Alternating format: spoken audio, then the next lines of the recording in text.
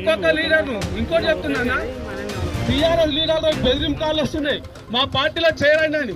కానీ మేము పార్టీ గురించి మిత్రులందరికీ, వేదిక పైన మిత్రులందరికీ, సర్పంచులకు, ఎంపీటీసీలకు, డైరెక్టర్లకు, సీనియర్ నాయకులు, పత్రికా విలేకరులందరూ కూడా పేరు పేరున నమస్కారం. ఈ 5 మాసాల కాలంలో రోడ్ల మీదకి వచ్చి రైతులు ధర్నాలు చేయాల్సినటువంటి పరిస్థితి ఏర్పడదంటే ప్రభుత్వం యొక్క అసమర్థత చెప్పగానే కొట్టొచ్చినట్టు అనిపిస్తుంది.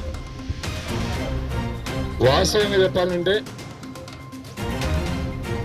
కరెంటు లేక రైతులు పొలాల దగ్గర పడుకున్నారు ఈ 5 నెలల్లో. అట్లా ఇట్లా కష్టపడి వడ్లు కటింగ్ చేసుకొని రోడ్ల మీద వేసి రోడ్ల మీద పడుకోవాల్సిన పరిస్థితి. కరెంటు లేక బావి దగ్గర పడుకున్నాం నైట్లా. ఇప్పుడు రోడ్ల మీద కుప్పలు వేసి రోడ్ల మీద పడుకుంటున్నాం. అంటే కాంగ్రెస్ అంటేనే రైతు ఇంట్లో ఉండొద్దు, రైతు పొలాలకి ఉండాలి, రైతు రోడ్ల మీద ఉండాలి, రైతు ధర్నాలు చేయాలి. ఇది కాంగ్రెస్ యొక్క లక్ష్యం. కాంగ్రెస్ పార్టీ రేవంత్ రెడ్డి గారు సన్న ఓట్లకు 500 బోనస్ అంటున్నారు. సన్న ఓట్లకు 500 బోనస్ నిలిచేది. ఆల్రెడీ ట్రేడింగ్ లో 27-2800 నుంచి 3000 దాకా ప్రైవేట్ వాళ్ళు సన్న ఓట్లు కొంటున్నారు. 500 నిలిచేది. ఇలా దొడ్డి ఓట్లు ఉన్నాయి. యాసంగి పంట అంటేనే దొడ్డి ఓట్లు ఉంటాయి. యాసంగి పంటలో దొడ్డి ఓట్లు నువ్వు కొనని చెప్పు, నువ్వు ఇయ్యని చెప్పు, కానీ సన్న ఓట్లకి ఇస్తా, దొడ్డు ఓట్లకి ఇయ్యంటే పండించేదే దొడ్డు ఓట్లు. రేవంత్ రెడ్డి గారు మేడి బట్టి దున్నుంటే, వ్యవసాయం చేసుంటే ఆయన నిజంగా అర్థమవుతుండే.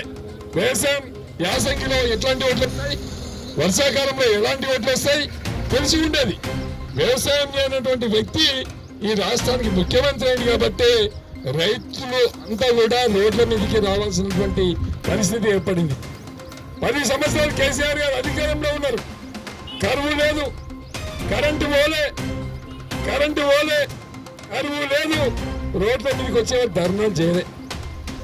ఏ కాంగ్రెస్ పార్టీ కనిపించలే, ఏ బీజేపీ కనిపించలే, ఏ రైతు రోడ్డు మీదకి రాలే. 10 సంవత్సరాలు చెరువులు నిండినాయి, కుంటలు నిండినాయి, చెక్ డ్యాములు నిండినాయి, కొండపశమ్మ సాగర్ కట్టుకున్నాం, మల్లన్న సాగర్ కట్టుకున్నాం. అది నిండా అధికారంలోకి రావడానికి డిసెంబర్ 9 2 లక్షల రుణమాఫీ చేస్తాం. వరిధాన్యం కానీ మక్కలు కానీ ఎలాంటి దినుసు పండించిన రైతులు పండించే పంటకు బోనస్ కింద ఎంఎస్పీ మీద 500 రూపాయలు ఇస్తాం అని చెప్పి ఎలక్షన్ మేనిఫెస్టోలో పెట్టారు. 24 గంటల కరెంటు, రైతులు పండించిన పంటకు బోనస్ 500, రైతుకు రుణమాఫీ, రైతు పండించిన పంట మొత్తం కొనుగోలు చేస్తాం అని చెప్పి వాళ్ళ మేనిఫెస్టోలో మాట్లాడారు. ఇవాళ 5 మాసాలు అవుతుంది ఈ ప్రభుత్వం. రుణమాఫీ సంగతి దేవుడెరుగు. రైతు ఈ 5 మాసాల కాలంలో బాయిల దగ్గర, మోటార్ల దగ్గర ఇల్లు వదిలి పడుకోవాల్సిన పరిస్థితి ఏర్పడింది. కరెంట్ ఎప్పుడు వస్తుందో, ఎప్పుడు రాదో, మోటార్ ఎప్పుడు కాలిపోతుందో, ట్రాన్స్ఫార్మర్ ఎప్పుడు పేలిపోతుందో తెలియని పరిస్థితి ఉంది. 6 కాలం కష్టపడి పండించినటువంటి పంటను రోడ్ల మీదకి వచ్చింది, కళ్ళాలకు వచ్చింది. ఇప్పుడు కళ్ళాలలో భార్య పిల్లలు పడుకోవాల్సిన పరిస్థితి ఏర్పడింది. అనుకోకుండా వర్షాలు పడి ఒడ్లు తడిసిపోతే ఒడ్లు కొనేవాడు లేక నానా తంటాలు పడిన పరిస్థితి వచ్చింది. ఒక్కొక్క రైతు నెల రోజుల నుంచి పడిగార్పు పడాల్సిన పరిస్థితి వచ్చింది. అంటే రైతు పరిస్థితి దీనంగా ఉంది. కేసీఆర్ గారు 10 సంవత్సరాల అధికారంలో ఉంటే ఎండాకాలంలో చెరువులు నింపినాం, చెక్ డ్యాములు నింపినాం, వాగుళ్ళ మీద మత్తళ్ళు దుంకించినాం, చెరువులో మత్తళ్ళు దుంకించినాం, కాళేశ్వరం కట్టుకున్నాం, మల్లన్న సాగర్ కట్టుకున్నాం, కొండపోచమ్మ సాగర్ కట్టుకున్నాం. ఇలా కాళేశ్వరం గోదావరి నీళ్లు సముద్రంలోకి వదిలిపెట్టి నీళ్లు లేవని చెప్పి కుంటి సాకులు చెప్తున్నారు.